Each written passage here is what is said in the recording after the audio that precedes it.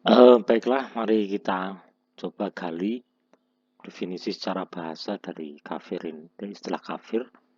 Kafir sendiri kalau kita cari di Webster Dictionary disinonimkan dengan pagan, penyembah-penyembah berhala ya.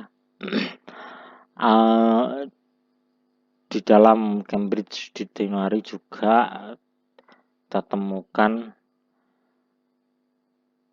definisi bahwa kafir itu juga sinonim dengan heathen.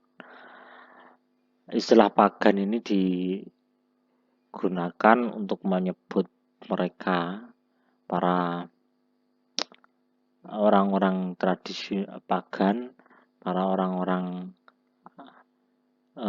suku pedalaman yang menyembah berhala atau orang-orang yang menyembah berhala.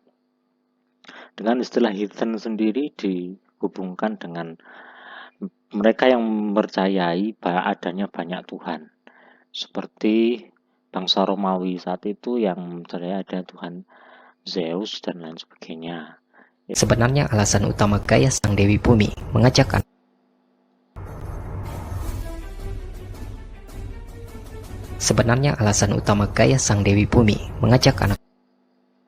ini masih secara bahasa. Kita lanjut nanti setelah definisi secara istilah. Coba kita gali definisinya menurut KBBI. Apa itu kafir? KBBI.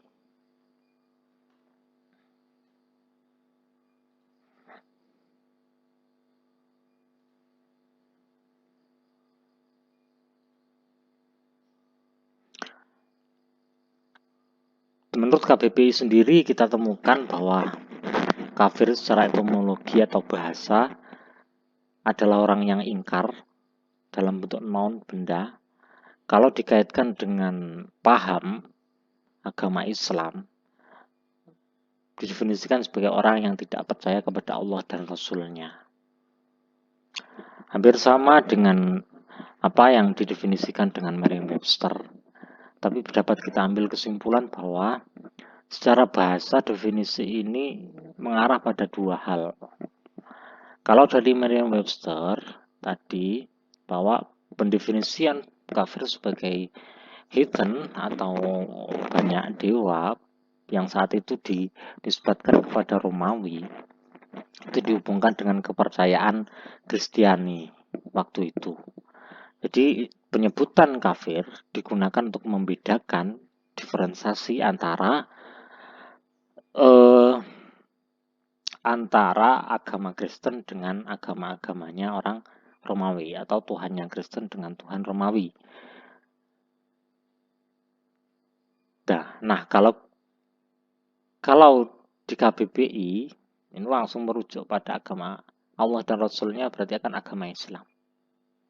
Jadi istilah kafir berarti orang-orang yang secara bahasa yang di luar memiliki kepercayaan terhadap Allah dan Rasul-Nya, tidak percaya terhadap ini, terhadap Allah dan Rasul-Nya, maka dianggap sebagai kafir.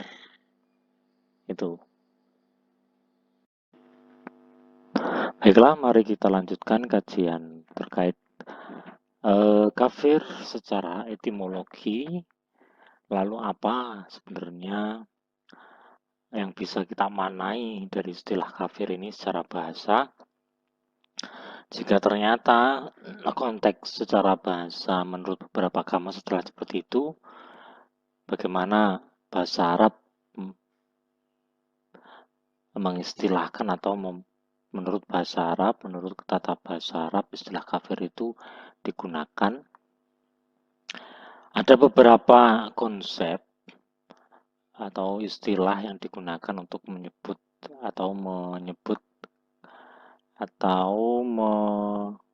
memaknai istilah kafir ini. Yang pertama al-kufru. Al-kufru, ketika orang Arab menyebut al-kufru, maka artinya adalah menutupi apa yang seharusnya tampak jelas. Orang Arab juga menggunakan kata al-kufron, artinya menutupi nikmat dari pemberi nikmat dengan tidak mau mensyukurinya. Dalam istilah-istilah Islam atau ke arah Arab, kekafiran terbesar a'dzamul kafur itu dinisbatkan kepada mengingkari keesaan Allah, kenabian atau syariat. Sedangkan ketika menyebut al-kufron, maka paling banyak digunakan adalah pengingkaran terhadap nikmat. Artinya begini, ketika orang Arab berkata kafaro an-ni'mah, maka artinya ia mengingkari nikmat dan tidak mensyukurinya. Jadi beda ya. Ketika berkata kafaro an-ni'mah, maka seseorang itu dianggap sebagai orang yang tidak mau atau kufur nikmat, tidak mau mensyukuri nikmat yang telah diberikan kepadanya. Beda lagi ketika kemudian kafaro billah, artinya itu mengingkari wujud Allah, orang yang tidak percaya dengan Tuhan, ateis itu, maka dia disebut kafaro billah. Kemudian ketika secara spesifik menyebut kafaro bi Rasulillah sallallahu alaihi wasallam, maka tidak membenarkan lam yasdukhu atau berkata kafaro bi kitabillah, maka tidak membenarkan bahwa kitab itu berasal dari sisi Allah. Banyak penggunaan istilah kafir dalam term bahasa Arab. Kemudian kafaro bil iman, ketika kafaro kemudian dinisbahkan bil iman, melakukan apa yang menjadi konsekuensi. Artinya orang tersebut tidak melakukan apa yang menjadi konsekuensi dari keimanannya. Artinya zalim ya tadi. Zalim terhadap konsekuensi keimanannya. Jadi kesimpulannya ketika kalian menggunakan kata-kata kafir ini harus hati-hati. Bahkan kata-kata kafir, kufar, itu dalam Al-Quran dinisbatkan kepada petani.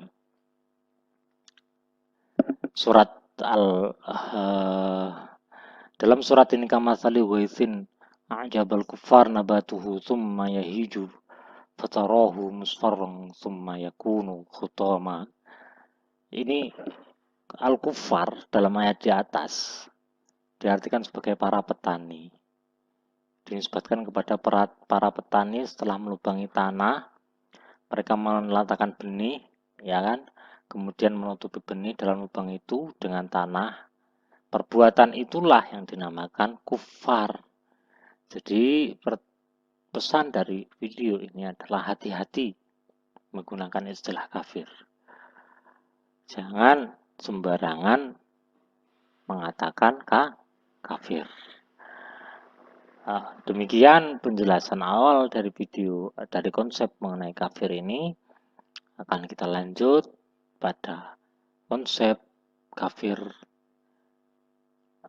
dalam video selanjutnya.